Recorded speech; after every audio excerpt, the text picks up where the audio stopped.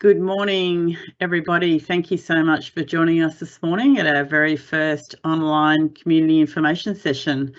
My name is Jane Burton. I'm the Acting Project Director for the CarbonNet project, and I'm also the Executive Director of Earth Resources Policy and Programs, and we all reside within the Department of Jobs, Precincts and Regions, Victorian State Government, and I'm based here in Traralgon. Joining me today, I've also got Amanda Harding and Chris Consoli. But before we get started, I would like to do an acknowledgement that today I come to you from the traditional lands of the Brackalong people of the Gunai Kurnai Nation and pay respects to elders past, present and emerging. I'm so glad that you're able to join us this morning, and I hope that you will leave this session with a lot more informed than when you arrived. And we look forward to having a number of these over the coming weeks. I'll just give you a very brief update on the CarbonNet project. Today is all about CCS, carbon capture and storage. What is CCS? And I won't steal Chris's thunder because he's going to be talking you through that today. But just to give a little bit of context, because this is ultimately related to the CarbonNet project, which is happening here in Gippsland. And it's being investigated in Victoria and implemented around the world because it is recognised as a key climate change mitigation strategy that can help us achieve net zero emissions by 2050. And that is really the driver why a lot of countries around the world are investing in this technology. The CarbonNet project is working towards establishing a CCS hub in Gippsland that will transport captured carbon dioxide, which is a greenhouse gas, from industry via a pipeline and store it deep below the seabed in Bass Strait.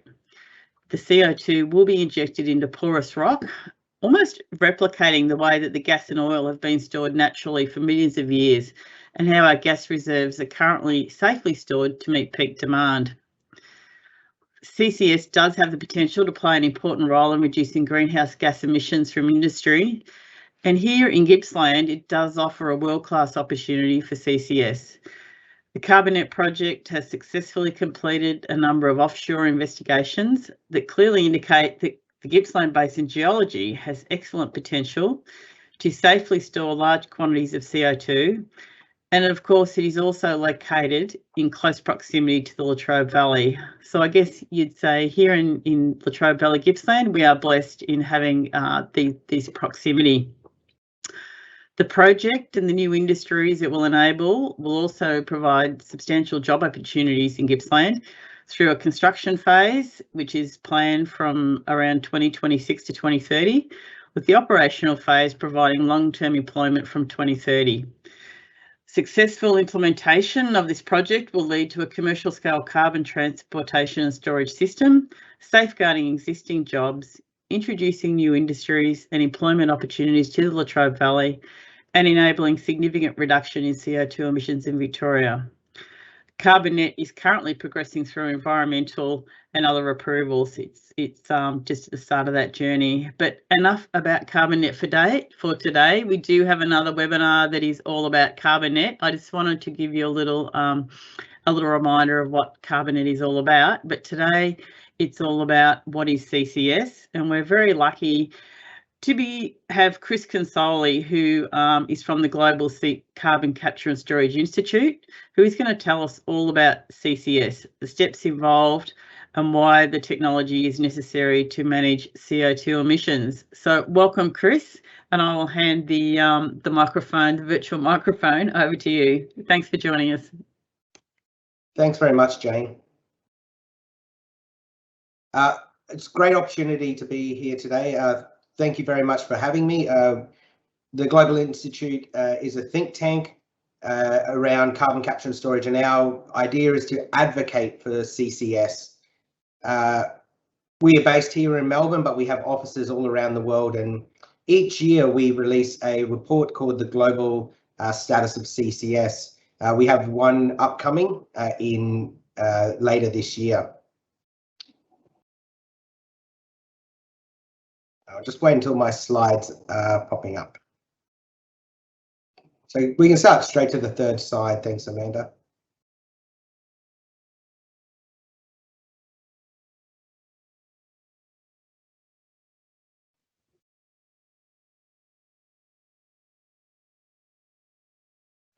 Can you put them on slideshow view, Amanda? Well, we can actually see in the background of what CCS is. So Jane very well summed up what carbon capture and storage is from purely the Gippsland point of view, but that's generally what happens on a wider scale. So carbon capture and storage is a set of technologies where we capture CO2 from industrial emissions and other gases. We separate out that CO2 and we transport it. And we transport it either via truck, train, ship, or pipeline. And pipeline is the most popular at the moment. There's around 5,000 kilometres of pipelines transporting CO2 around the United States. That CO2 then goes to our geological storage site. It's injected deep underground, around 800 metres, into either deep saline formations, that is rock bodies that hold saline water to be replaced by CO2, or in depleted oil and gas fields. Next slide, please, Amanda. So why do we need CCS, or why we need CCS is a better way to put it? Because we're using our carbon budget quickly. Our carbon budget is how much CO2 and other greenhouse gases can be released to the atmosphere before we start hitting those tipping points of global warming and climate change more broadly. This is a graph on the right by the IPCC in their 1.5 degree report. So that's keeping the Earth's global warming to 1.5 degrees. I'm a scientist, so you're going to see a lot of graphs today because it's the best way that I can communicate my language to the general public.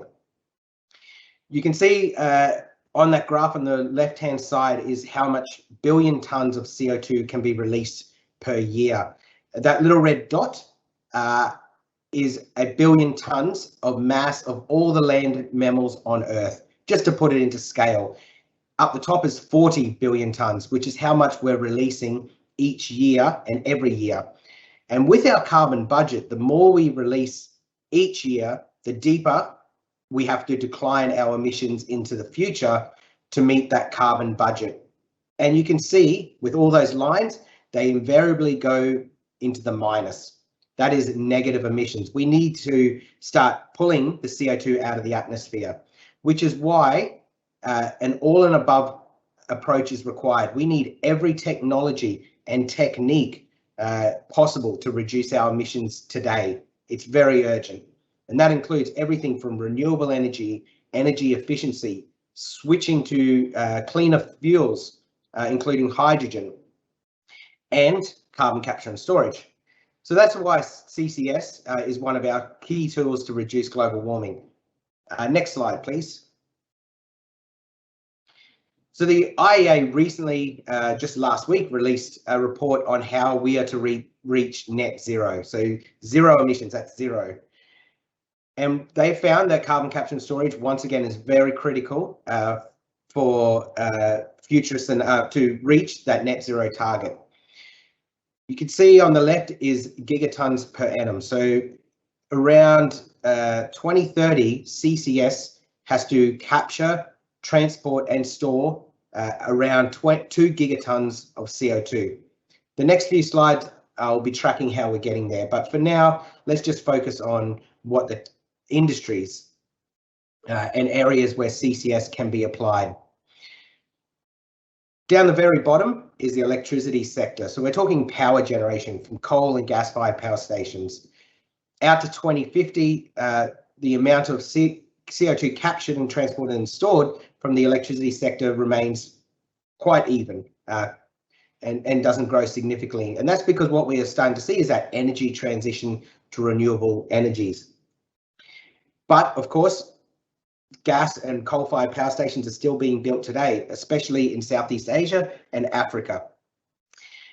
And for that reason, carbon capture and storage will inevitably have to be applied to them out to 2050.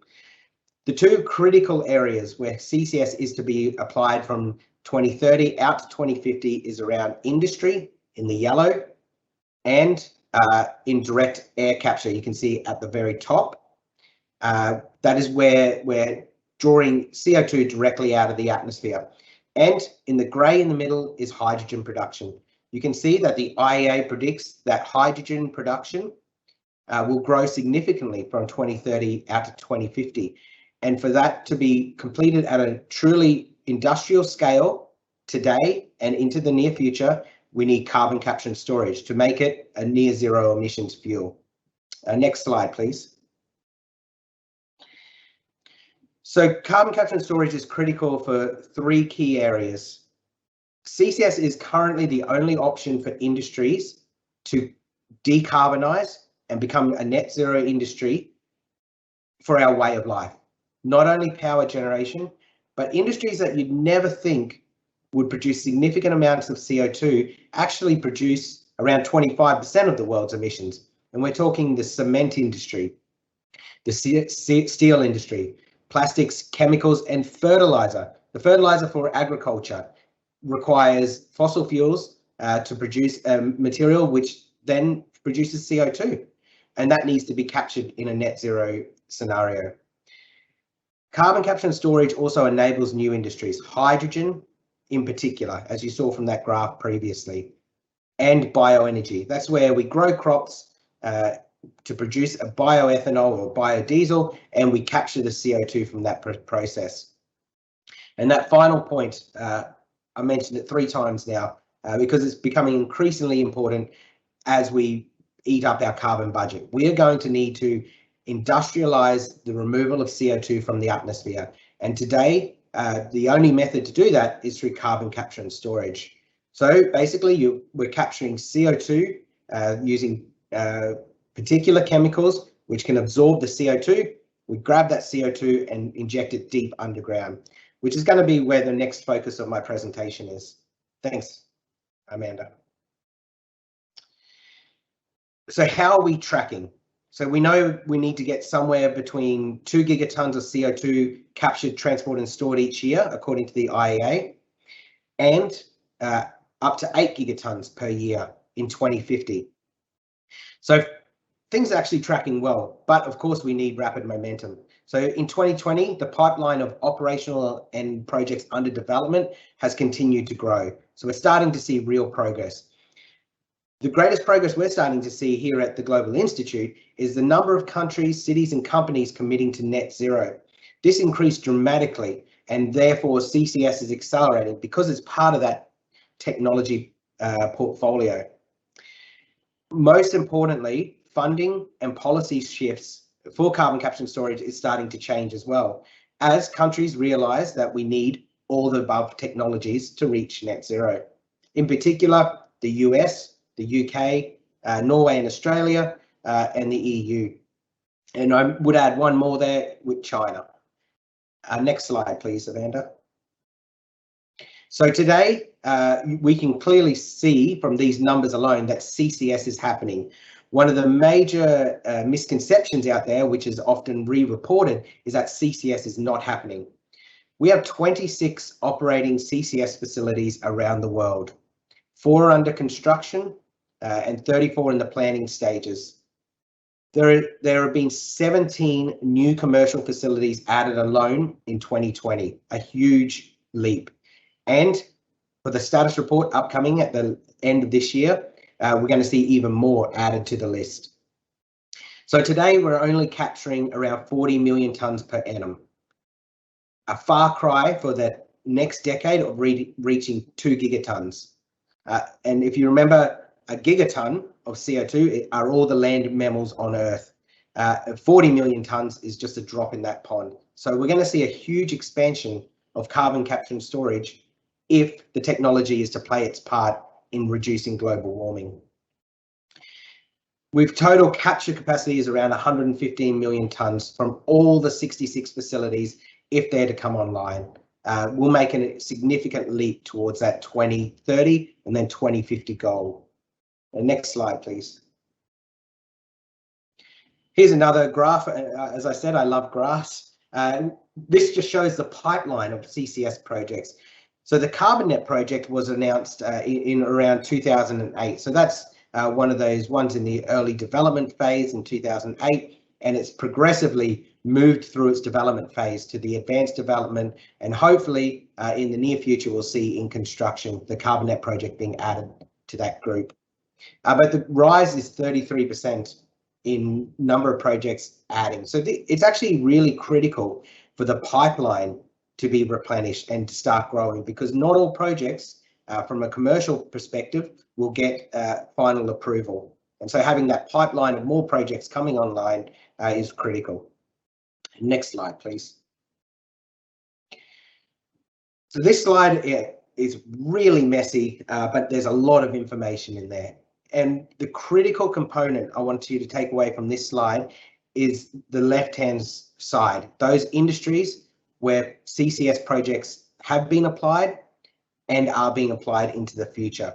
So you can see in the past, CCS had been applied to natural gas processing, and that's because we got a pure stream of CO2 off the natural gas, and it was concentrated in the United States for enhanced oil recovery. But you can see as we move from 2010, 2015 and 2020, the diversity of industries where CCS has grown significantly. We're really starting to see more CCS projects in the hydrogen industry, chemical production.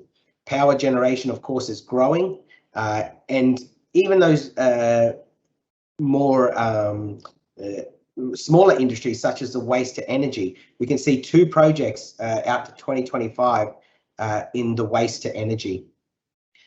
The other critical component to take away from this is really the number of projects coming online post 2020 and how big those projects are. So that each of those bubbles mean 5 million tonnes or more of CO2 at the largest scale, and you can see the majority are quite large. So there's a massive opportunity, a huge pipeline coming on board, and it's a really exciting opportunity to be in carbon capture and storage at the moment. Next slide, please. So here are all of our operating projects around the world, and I'll go through this table very briefly. You can see the majority are concentrated on North America, and that is because of that enhanced oil recovery in the past. As we move to the future, we're starting to see dedicated geological storage. Almost 90% of all projects are dedicated geological storage. With that pipeline is being replenished, and you can see a wider range of projects being announced around the world. In China, in Europe in particular, 11 alone in Europe in development, and the rest of the world, including the Carbonette project here in Australia. Next slide, please. So the major question I always get asked in carbon capture and storage is CCS safe? Well, it's been an industry since 1972, capturing, transporting and storing CO2 taken from industrial sources stored deeply and permanently underground since 1972.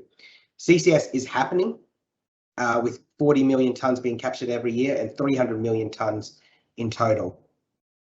And this is probably the most critical aspect, is that CCS has been applied across a wide range of environments. So you can see on the map behind, all those red dots are all the projects where CCS has been applied. Onshore continental US, onshore in Australia, offshore in deep water in Brazil, offshore in the cold environments to the north of Norway.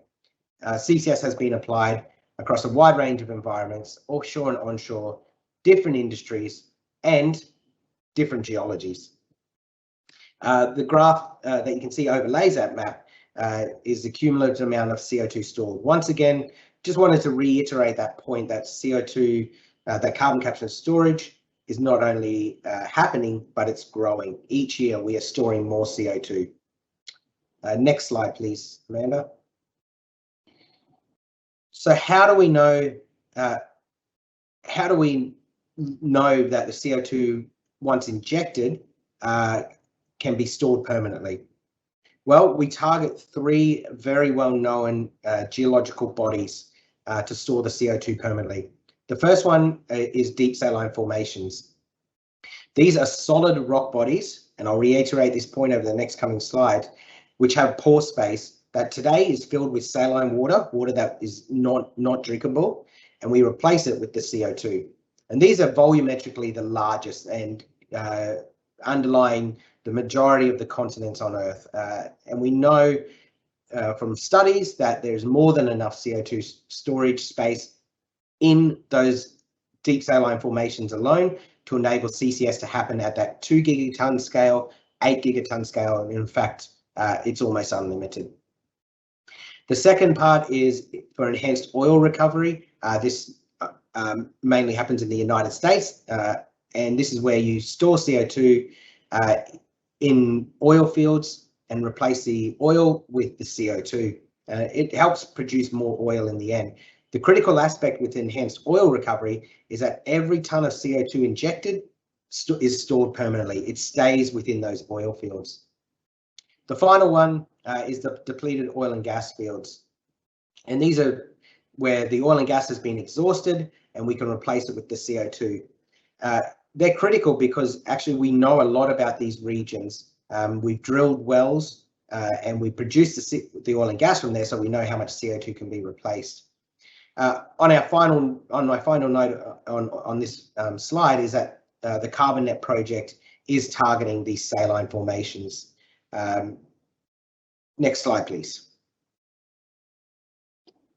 So what does a typical storage site look like? Well, the rocks are deep. They're around 1 kilometre, which if you looked at the Melbourne CBD grid, it is from north to south grid, to around 3 kilometres, even deeper. And that's if you go west to east with the Melbourne CBD grid, or which has been in the news lately, from the Etihad Stadium to the MCG is about 3 kilometres. That's how deep we're storing CO2. It's stored in solid rock, to reiterate that point. They're not caverns or man-made structures. It's solid rock that can flow CO2 through its pore space. The pore space is the grains between, is the space between the grains of sand that enable the CO2 that today is held by saline water, but tomorrow will be held by CO2. And once again, to reiterate, these are not areas produced by humans. They're not human-made containment locations. These are naturally occurring solid rock, and they're quite common. Number 3, the CO2 is contained by the same rock that's held back water for deep saline, for aquifers, or water, or oil, or gas, and it's been held in place by this same rock. It's called a mudstone, and it's held back oil and gas for millions of years, and water in some cases, and we know that it will also hold back the CO2. Because we use the same techniques and technologies that the oil and gas industry have used for 200 years. And we use those same techniques and technologies to find a secure storage space and to ultimately store and monitor that CO2. And that's what the CarbonNet project has undertaken over the past decade. The 5th point is the most critical. We have billions of tons of contained pore space. So that means today there's solid rock with the pore space currently filled with saline water, which will be replaced by CO2. And it's on the scale of billions of tons, more than enough than we'll ever need for carbon capture and storage. Next slide, please. So how do we know CO2 is permanently stored? I don't expect you to see all these technologies and techniques, but you can see that we have technologies and techniques that the oil and gas industry and the environmental industry have adapted to understand how fluids flow in the subsurface and how how we can visualize, detect and quantify the CO2 deep in the subsurface. If you remember, we're looking at through solid rock 1 to 3 kilometers deep underneath the Earth's surface. And there's a wide range of techniques that can be applied in the atmosphere, to the shallow water, to the seafloor, all the way through to that reservoir where the CO2 will be ultimately stored. And actually, it's pretty incredible. We can see from CO2 being ejected from quite a small amount through to millions and millions of tonnes. We can track the movement of the CO2 and, importantly, predict the movement of the CO2. This gives the regulators, the operators, and society in general more comfort in knowing that we know where the CO2 is. Next slide, please. So this is my final slide for today. And basically, to reiterate that CCS is happening and it's vital for net zero. We need to rapidly decarbonise across all sectors. So once again, this all of above approach, which includes carbon capture and storage. But CCS is really strong in 3 key areas. So the hard to decarbonise sectors, steel, chemicals, cement, fertiliser and plastics, all produce 25% of the world's emissions, and they need to be captured and stored under a net zero scenario. CCS will open up new opportunities such as hydrogen production, which will ultimately power many industries once again, and potentially for the transport sector. Finally, carbon capture and storage is the only way to industrialise the removal of CO2 from the atmosphere as we eat into our carbon budget very rapidly. Each year delay that we don't meet net zero means the CO2 will need to be removed. And we do that by the same technique. We capture the CO2, we transport it and store it deep in that solid rock 1 to 3 kilometres under Earth, which is then contained permanently by a mudstone rock on top. The same rock that has captured and stored oil, gas and water for millions of years. I'll leave it on that. Thank you, Amanda, and open for questions.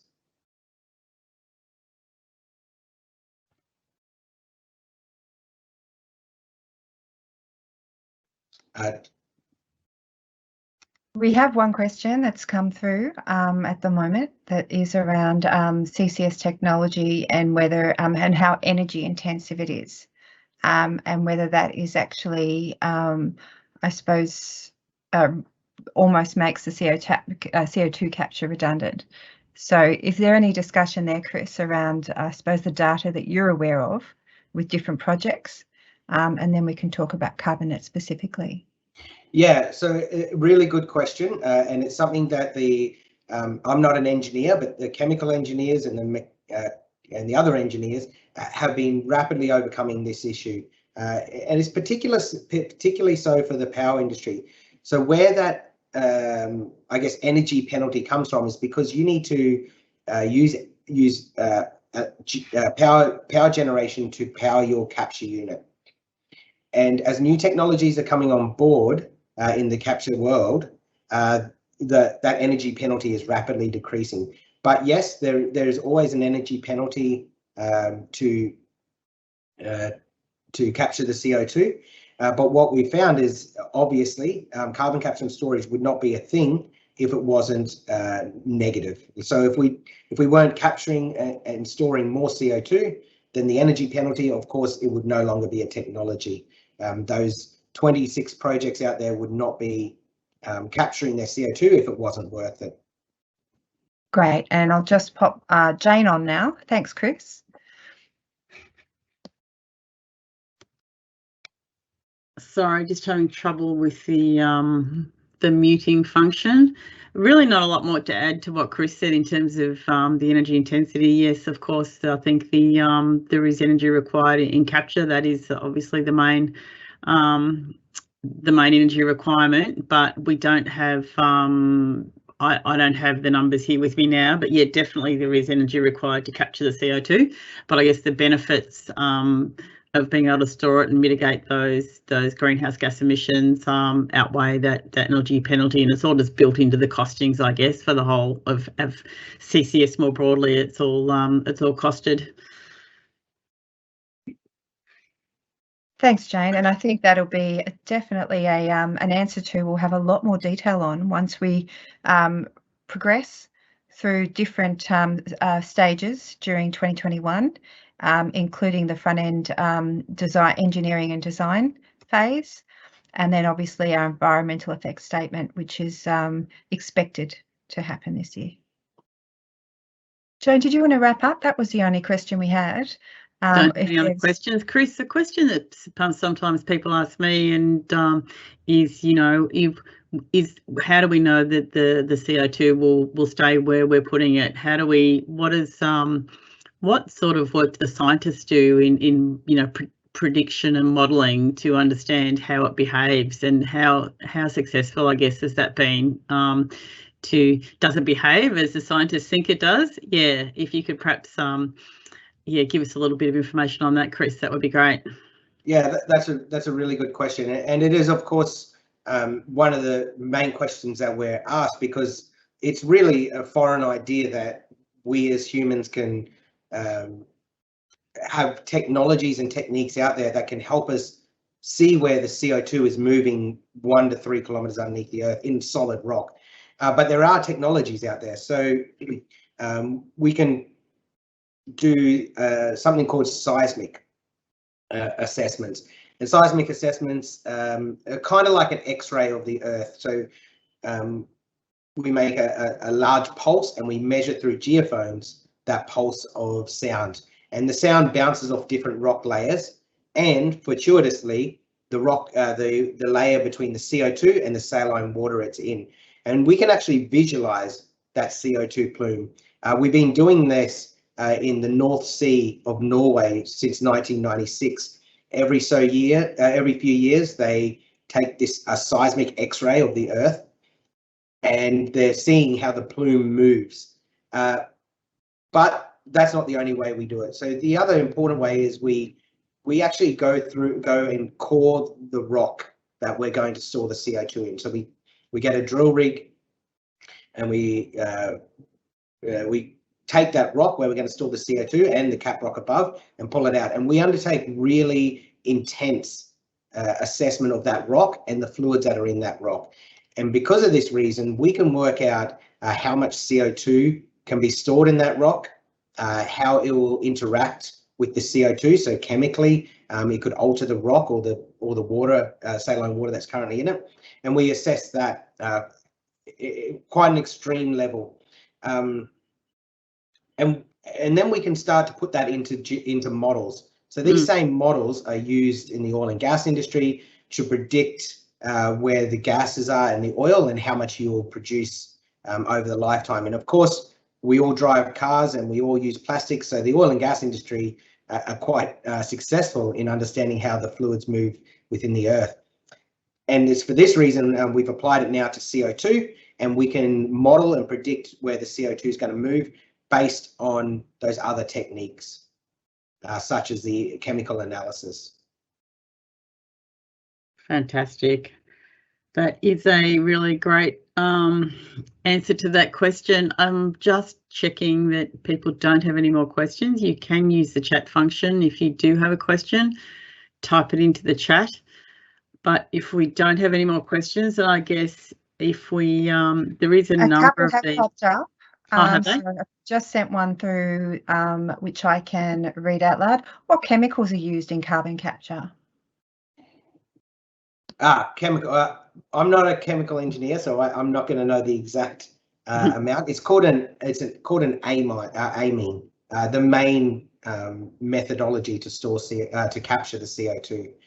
That is where most chemicals are used. So it's amines have a preference to CO2 over other gases, and it absorbs onto that CO2. Most importantly, the amines are quite expensive. And so the engineers ensure that every bit of amine that is used to capture the CO2 is then separated out from the CO2 and replaced, or reused, I should say. So the amine technology has been used for decades, and it's not only for carbon capture and storage, it's used for a wide range of other industries as well. So I guess that's the fact that from an environmental point of view, it's seen as a safe chemical to be used at an industrial scale. Apart from that, no other chemicals. We don't use chemicals for storage or transport beyond normal industrial operations. A really interesting chemical, I'll if I may, is going back to how we know where CO2 moves. So what we can do is we can inject the CO2 also with an organic tracer, we call it, and we can actually measure through other wells that tracer with very high precision. And so we can once again reaffirm where that CO2 is moving. And that's called tracer technology. And that's just another tool in the arsenal of understanding where CO2 is moving and how it's stored permanently. Jane, we have another question, which I think you'd be really happy to answer, which is around the types of industries that will be enabled by CarbonNet. So the actual question is, what is the existing industry to capture CO2 from the CarbonNet project apart from the HESC project, if that takes off beyond pilot stage? Is it just the lignite coal-fired power stations? Okay, thank you for that question, Amanda, and thank you for the person that posed it. So I guess with the coal-fired power stations, they clearly emit a lot of CO2 today. There is a technology, it's called, well, we can retrofit a post-combustion capture technology to the existing power stations. That is very, very expensive, and so it's unlikely. I guess there is no tax on carbon, so nobody's being penalised at the moment for that CO2 being emitted into the atmosphere. So it's unlikely that the power stations would invest in retrofit to capture that CO2. Having said that, they have all done over the last several years a considerable amount of research and trials. There was a small pilot project that was out at AGL Loy Yang for a number of years called the Pikka plant, which successfully captured CO2 from the flue stream of one of the boilers. There was also Hazelwood, when it was operating, also had a number of capture plants out there. So, and Yallourn has also contributed through Energy Australia. So they've all the power generators are all very keen to understand if there are pathways for them to reduce their CO2. Will they retrofit? I guess that's a question for them, not for us. But in terms of the other types of industries, as you pointed out, the hydrogen energy supply chain project would be one. Should it go to the next phase of a commercial project, that would certainly be a customer. And outside of that, look, there are a number of entities that the CarbonNet project are talking to. They range from waste to energy, fertiliser production. There's natural gas that comes in from Bass Strait, sometimes has a high CO2 level, so that could be a potential customer. There is a whole, I guess any industry that has a CO2 waste stream would be a customer for the CarbonNet project, and CarbonNet is happy to take anybody's CO2 going forward. It's but there, I guess there's just an example of the sorts of sectors that we're talking with. Okay. Now I have one more question that's just come through, and Chris, I'm not sure whether or not you have the expertise on this one, but we'll try. At what stage are geophysical logs used? That is my area of expertise, thankfully. Yeah. So geophysical logs, where we run a whole series of very refined technologies down the drill hole, where we're ultimately going to inject the CO2, and these geophysical logs can be anything from measuring the electrical conductivity of the rock, of the water. It can measure the sound coming off the rock is another geophysical technique. But at what stage? We use it from day one to beyond the injection stage. So geophysical logs are probably our strongest and cheapest and most well understood technique to monitor the CO2 once it's deep into the ground. But yeah, to reiterate, we use it before we even dream of doing CO2 storage in a reservoir, all the way to after we finish storing CO2, and we're constantly running those logs. Okay, well, that's the end of the questions that have been entered during the presentation. Jane, did you want to, have you got any closing comments? Oh, on mute.